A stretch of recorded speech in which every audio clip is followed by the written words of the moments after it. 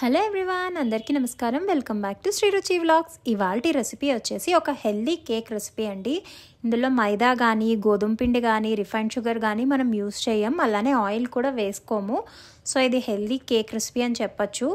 Weight loss అవ్వాలనుకునే వాళ్ళు, అలానే diet చేసేవాళ్ళు, జిమ్కి వెళ్ళే వాళ్ళు, ఇలా కేక్ క్రేవింగ్స్ అయినా కానీ కంట్రోల్ చేసుకుంటూ ఉంటారు కదా, అలాంటి వాళ్ళ కోసం ఈ హెల్దీ కేక్ రెసిపీ తప్పకుండా ట్రై చేయండి. చాలా అంటే చాలా టేస్టీగా ఉంటుంది, యమ్మీగా వస్తుంది, స్పాంజీగా బాగుంటుంది కేక్ అయితే.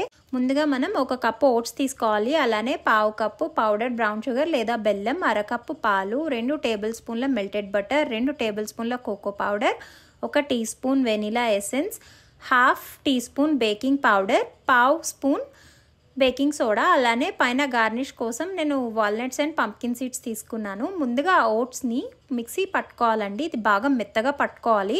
ఇలా పొడిగా చేసుకోండి. ఒకసారి జల్లించుకుంటే పైన తేలేవి మళ్ళీ మిక్సీ పట్టుకొని బాగా మెత్తగా పౌడర్లా చేసుకోవాలి. ఇలా మొత్తం తీసుకున్న తర్వాత ఇందులోనే మనం తీసుకున్నటువంటి పౌడర్ బ్రౌన్ షుగర్ లేదా బెల్లం యాడ్ చేసుకున్న తర్వాత ఇప్పుడు మనం దీంట్లో 1/2 టీ స్పూన్ బేకింగ్ పౌడర్, అలానే 1/2 టీ స్పూన్ బేకింగ్ సోడా వేసుకున్న తర్వాత 2 టేబుల్ స్పూన్స్ కోకో పౌడర్ వేసుకోవాలి. ఇలా డ్రై ఇంగ్రీడియంట్స్ అన్నిటిని బాగా మిక్స్ చేసుకోవాలండి. ఉండలేం లేకుండా చూసుకోండి. ఇలా అన్నిటినీ మిక్స్ చేసుకున్న తర్వాత మనం దీంట్లో తీసుకున్నటువంటి మెల్టెడ్ బటర్ని 2 టేబుల్ స్పూన్స్ వేసుకోవాలి. మెల్టెడ్ బటర్ వేసిన తర్వాత ఇందులోనే వెనిలా ఎసెన్స్ కూడా 1 టీ స్పూన్ వేసుకోండి. టీ స్పూన్ వేసుకున్న తర్వాత మనం వీటిని అన్నిటినీ కూడా పాలు యాడ్ చేస్తూ మిక్స్ చేసుకోవాలి. మీరు ముందైనా వేసుకోవచ్చు ఎసెన్స్, లేదా లాస్ట్లో అయినా వేసుకోవచ్చు.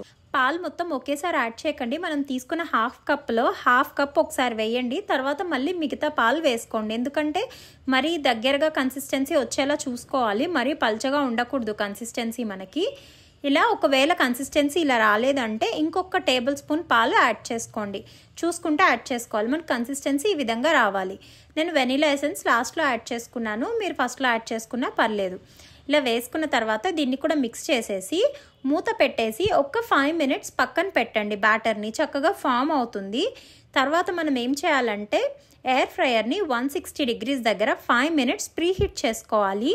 అలానే ఒకవేళ మీరు ప్యాన్లో చేస్తున్నట్టు లేదా బౌల్లో స్టవ్ మీద చేస్తున్నట్టయితే మూత పెట్టేసి కింద శాండ్ కానీ మామూలు మన టేబుల్ సాల్ట్ కానీ యాడ్ చేసి దానిపైన స్టాండ్ లాంటిది పెట్టి 10 మినిట్స్ ప్రీ హీట్ చేసుకోండి.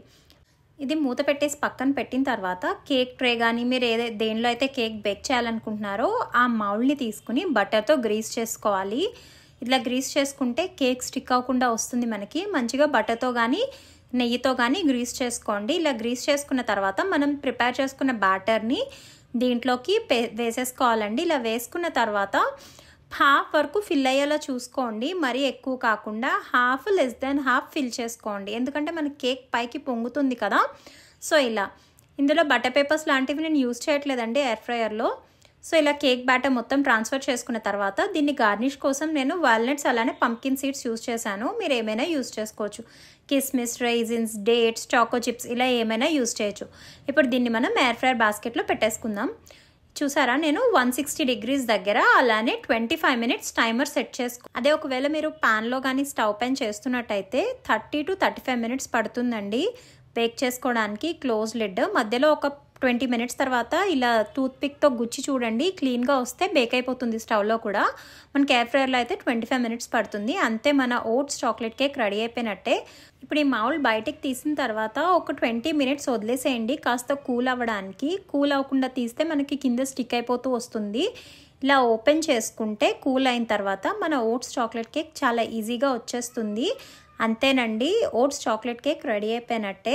మా ఈ వీడియో నచ్చితే లైక్ చేయండి, కామెంట్ చేయండి, షేర్ చేయండి. అలానే మరిన్ని హెల్దీ రెసిపీస్ కోసం మా ఛానల్ని సబ్స్క్రైబ్ చేసుకోండి. Thank you for watching.